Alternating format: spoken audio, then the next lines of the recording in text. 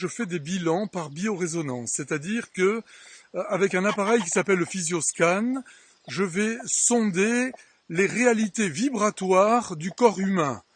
Donc, tous les organes du corps, qu'il s'agisse du cœur, du foie, du pancréas, du cerveau, bref, il y en a des milliers.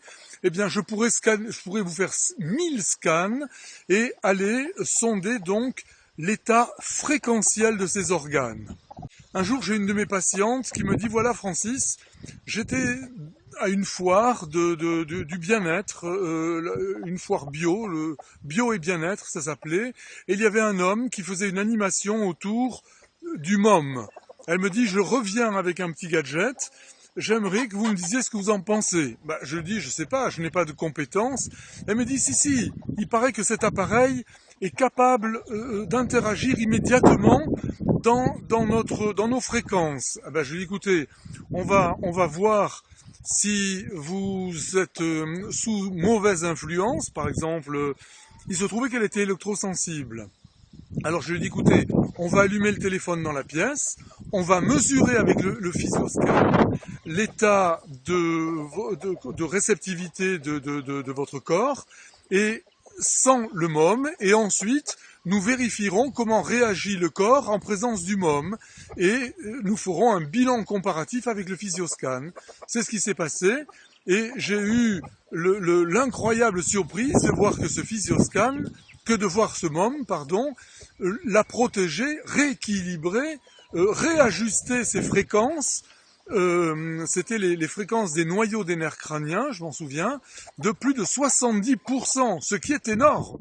Et j'ai demandé à cette patiente, je lui ai dit, voilà, auriez-vous la gentillesse de me prêter votre pendentif, votre môme, pour un jour, peut-être deux, le temps que je le teste sur ma propre compagne. Cette dame me l'a prêté volontiers, et je me suis mis à téléphoner devant ma compagne, alors que si j'avais fait ça sans protection, je l'aurais vue s'effondrer. Elle serait tombée par terre, prise de maux de tête violents.